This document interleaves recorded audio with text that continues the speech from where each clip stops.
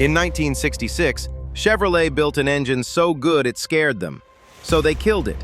They canceled the program before anyone outside the company knew it existed, and they ordered the leftover parts destroyed. One of the last surviving pieces was shipped to a man in Daytona Beach with a single instruction: get rid of it. He didn't. 40 years later, a collector handed over $5,000, not for a car, for one intake manifold, a single chunk of metal that was supposed to be scrapped before the moon landing. This is the story of the engine Chevrolet was too afraid to sell you, the drivers who chased it, the factory that buried it, and the one stubborn outlaw who refused to let it die. The engine Smokey was told to destroy. Part 1. The Outlaw. To understand the engine, you first have to understand the man, because nobody else in America would have kept that manifold. Nobody else would have dared. His name was Henry Yunick, but nobody called him Henry. They called him Smokey, a nickname from a motorcycle he raced as a kid that wouldn't stop blowing smoke. The name fit, because for the next 50 years, wherever Smokey Yunick went, something was usually on fire. He was the son of Ukrainian immigrants. His father died when he was 16, and Smokey dropped out of school to run the family farm. With no money and no parts, he taught himself to build what he needed, once constructing a working tractor out of the corpse of a junked car. That was the whole man right there at 16. Give him garbage, and he'd give you back something that ran. Then came the war. Smokey flew a B-17 bomber over Europe, by his own count more than 50 missions. The odds of surviving that many runs were not good. Smokey survived anyway. And on a training flight over Florida, he looked down at the white sands of Daytona Beach and decided that's where he'd live when the shooting stopped. In 1947, he opened a repair shop there and gave it a name that was less a slogan than a dare: the best damn garage in town. And it was. The racers came calling. Smokey prepped a Hudson Hornet that won the Southern 500. He won 2 NASCAR championships. He won the Daytona 500. He even won the Indy 500 as a chief mechanic. The drivers who worked with him didn't hedge about his talent. Marvin Panch, who won the 1961 Daytona 500 in one of Smokey's cars, put it plainly. Smokey, he said, was about as good as there ever was on engines. But here's what made Smokey a legend instead of just a great mechanic. He read the rulebook like other men read scripture, searching for the gaps, the silences, the things the rule writers forgot to forbid. And then he drove a truck through them. His most famous run-in came at Daytona in 1968. Inspectors went through one of his Chevrolets piece by piece, convinced he was cheating. They even pulled the fuel tank out and set it on the ground. Finally, they handed him a list: 9 violations to fix before he could race. Smokey looked at the list. He looked at the inspectors, and he said, "You'd better make it 10.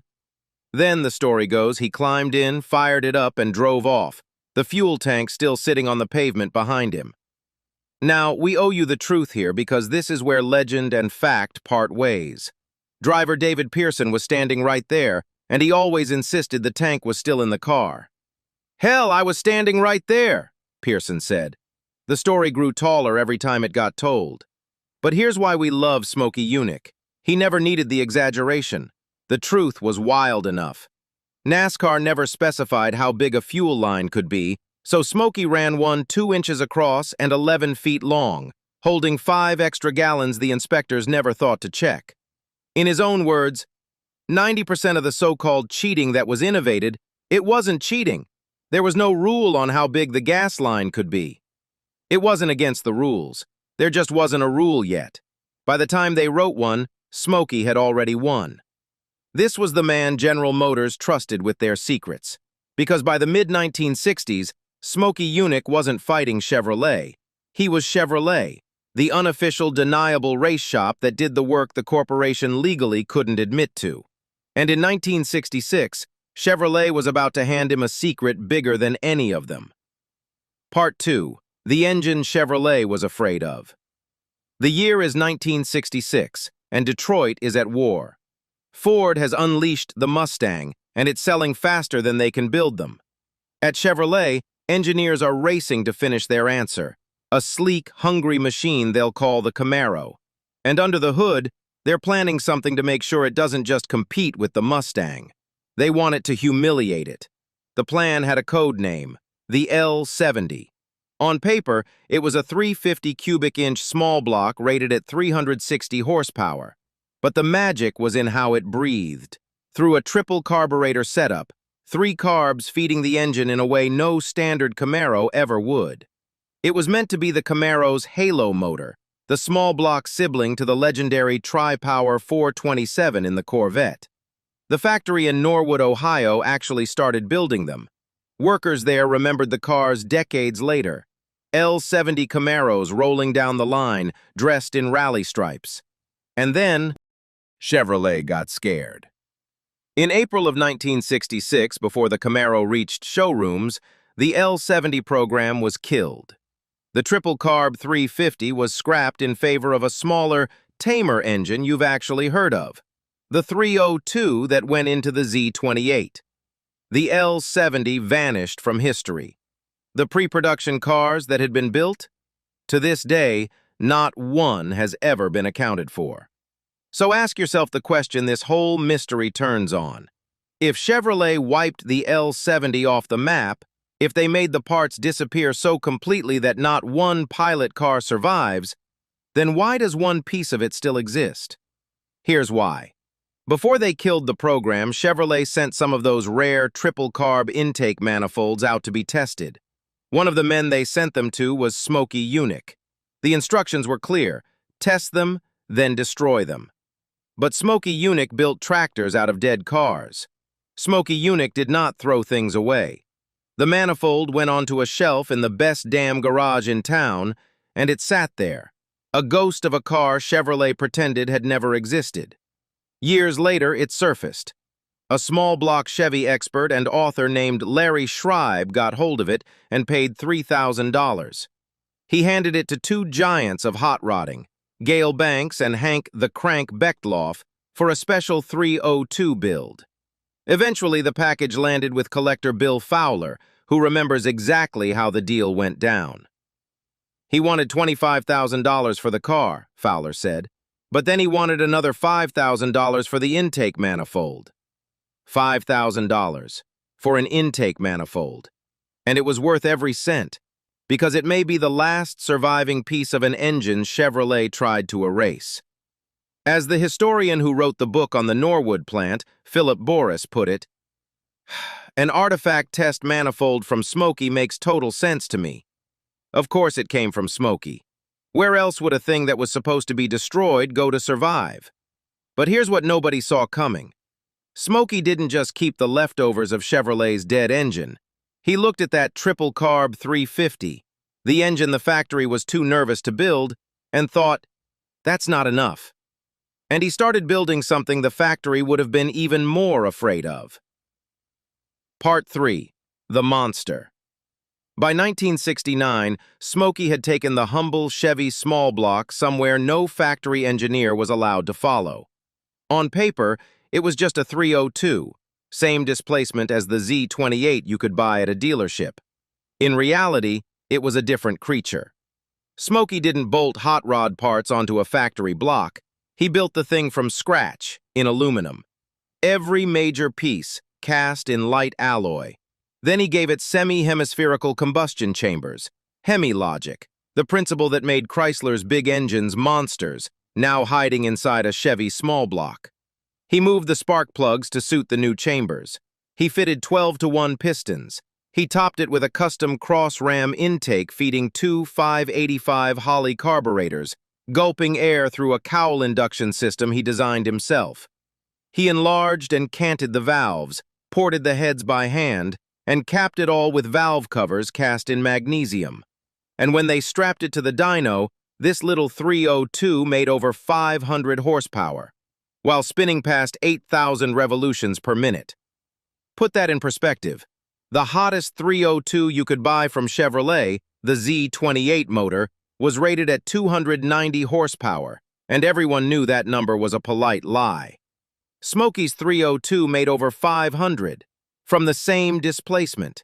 In 1969, with technology the rest of Detroit wouldn't touch for 2 decades.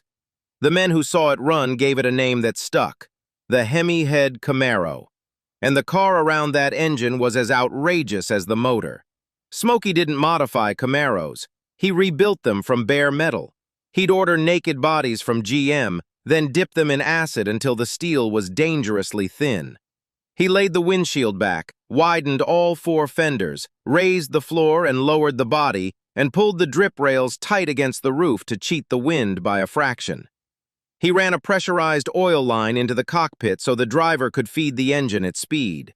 And to give that driver room to move, he rigged the safety harness with a cable ratchet mechanism scavenged from a military helicopter. This was not a race car. It was a weapon dressed up to look like something you could buy.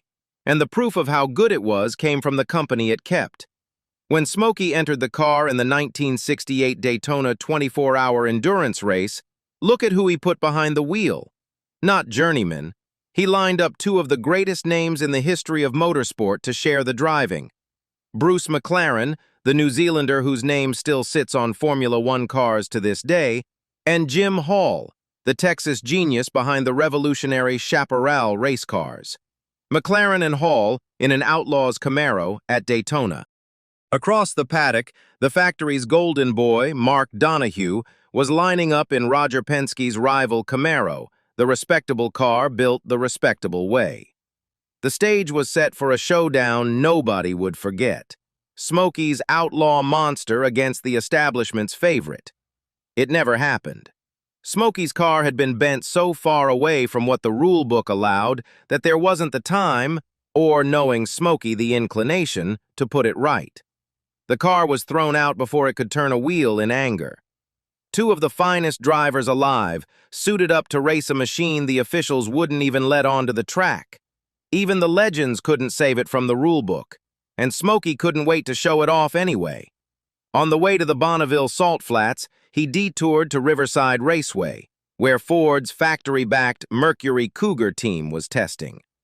Smokey unloaded his stock Camaro, put driver Lloyd Ruby behind the wheel, and broke the Trans Am qualifying record right in front of the factory team.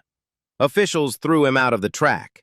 He left, by all accounts, with an enormous grin. That was the point. Out on the salt, with drivers including Mickey Thompson, Curtis Turner, and Bunky Blackburn, his Camaros shattered dozens of records. But the better that engine got, the more powerful the men who wanted it dead became. And Smokey now had enemies closing in from 3 directions. First, the sanctioning bodies. When he brought the radical Camaro to SCCA road racing, officials took one look at the acid-dipped body and threw it out. Disqualified for being exactly what it was. Second, the betrayal that cut deepest, his own side. General Motors had bet on a different horse, Roger Penske's team, and a clean-cut young driver named Mark Donohue, winning Trans Am the respectable way.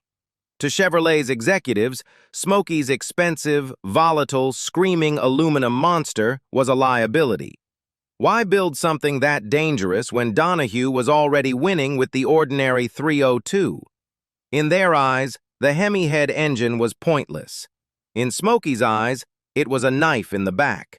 A man who'd built their secrets, now quietly abandoned. And third, oldest and bitterest of all, NASCAR itself, and the family that ran it.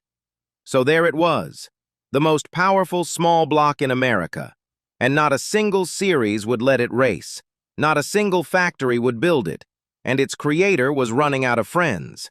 It looked like the end. But then a Chevrolet dealer from Pennsylvania, a man almost as wild as Smokey himself, picked up a telephone. Part 4. The Win and the Betrayal. His name was Don Yanko, and he was no ordinary dealer. He was the man who'd already bent Chevrolet to his will once, strong-arming the factory into stuffing massive 427 engines into Camaros through a paperwork loophole. Yanko treated the factory's limitations as merely suggestions. If anyone alive could appreciate what Smokey had built, it was the man they called the Shelby of Chevrolet. Yanko got hold of the Smokey Camaro, and on February 21st, 1969, he brought it to the Daytona International Speedway road course for a NASCAR Grand Touring race called the Citrus 250. The field was loaded. Parnelli Jones, Lloyd Ruby, a whole grid of hungry drivers chasing glory during Speed Week. It didn't matter. Don Yanko, in Smokey Yunick's Outlaw Camaro, drove away from all of them. He won the Citrus by a full lap over the second-place car. A complete, dominant victory. And here is the cruelest, most human part of this whole story. Smokey Yunick never won a single race with that car. Not one. He set dozens of records with it. He humiliated factory teams with it. He poured years of genius into it. But he never took it to victory lane himself. It took a different owner, a different driver, and a different series before his masterpiece finally crossed a finish line first. And by the time it won, it wasn't even his anymore. That was the pattern of Smokey's life. The 1968 Daytona crackdown had hit him hard. His relationship with NASCAR's founding family, already strained, finally shattered, not so much over the cars as over Smokey's refusal to ever keep his opinions to himself. After being overruled one time too many, he walked away from NASCAR in 1970 and never really came back, and the sport never forgave him. More than 2 decades after his death, that old feud was still strong enough to keep him locked out of NASCAR's Hall of Fame. One of the greatest builders the sport ever produced, left standing outside the door. Smokey never lost sleep over it. Asked once how he'd run racing if it were up to him, he gave an answer that was pure Smokey. No committees, no inspectors, no politics, just one rule. All right, you sons of bitches, let's have a race. Part 5. Myth and Metal. If you go looking online today, you'll find the stories tangled together. People talk about Smokey's triple-carb 350 and his 500-horse small block as if they were the same engine. They weren't. The triple-carb 360-horsepower motor was the L70, Chevrolet's engine, a factory program Smokey only tested, the one he was ordered to destroy. The 500-horsepower beast was his own Hemi-head 302, a completely different engine built by his own hands. Over the years, the internet blurred the two into one myth. But the truth is better than the myth. There weren't one rule-breaking engine in this story. There were two. The one Chevrolet was too frightened to sell, and the one Smokey built to prove he could go further. And the only surviving fragment of that lost first engine is a single intake manifold, a part that was supposed to be melted down before most of us were born, saved by a man who refused to do as he was told. Smokey Yunick died in 2001. He'd closed the best damn garage in town years earlier. There were no good mechanics left to hire.